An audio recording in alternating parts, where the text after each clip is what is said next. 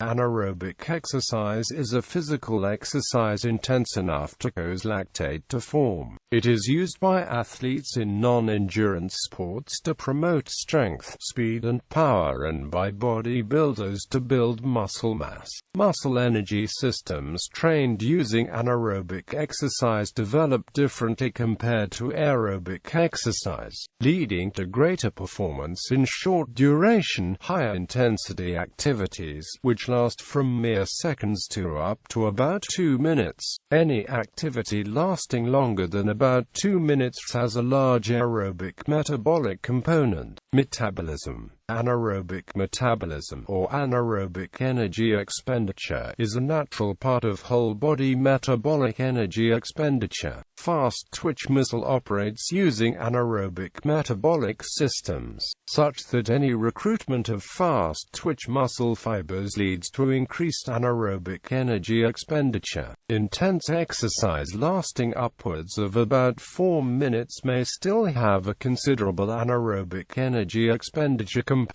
High-intensity interval training, although based on aerobic exercises like running, cycling and rowing, effectively becomes anaerobic when performed in excess of 90% maximum heart rate. Anaerobic energy expenditure is difficult to accurately quantify, although several reasonable methods to estimate the anaerobic component to exercise are available. In contrast, aerobic exercise includes lower-intensity activities performed for longer periods of time. Activities such as walking, long slow runs, rowing, and cycling require a great deal of oxygen to generate the energy needed for prolonged exercise. In sports which require repeated short bursts of exercise, however, the anaerobic system enables muscles to recover for the next burst. Therefore, training for many sports demands that both energy-producing systems be developed.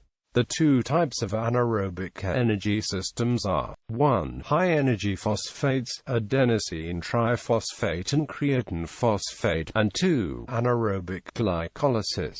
The former is called the lactic anaerobic and the latter lactic anaerobic system. High-energy phosphates are stored in limited quantities within muscle cells. Anaerobic glycolysis exclusively uses glucose as a fuel in the absence of oxygen, or more specifically when ATP is needed at rates that exceed those provided by aerobic metabolism. The consequence of such rapid glucose breakdown is the formation of lactic acid. Physical activities that last up to about 30 seconds rely primarily on the former ATP-CP phosphagen system. Beyond this time, both aerobic and anaerobic glycolysis-based metabolic systems begin to predominate. The byproduct of anaerobic glycolysis, lactate, has traditionally been thought to be detrimental to muscle function. However, this appears likely only when lactate levels are very high. Elevated lactate levels are only one of many changes that occur within and around muscle cells during intense exercise that can lead to fatigue. Fatigue, that is muscle failure, is a complex subject. Elevated muscle and blood lactate concentrations are a natural consequence of any physical exertion. The effectiveness of anaerobic activity can be improved through training.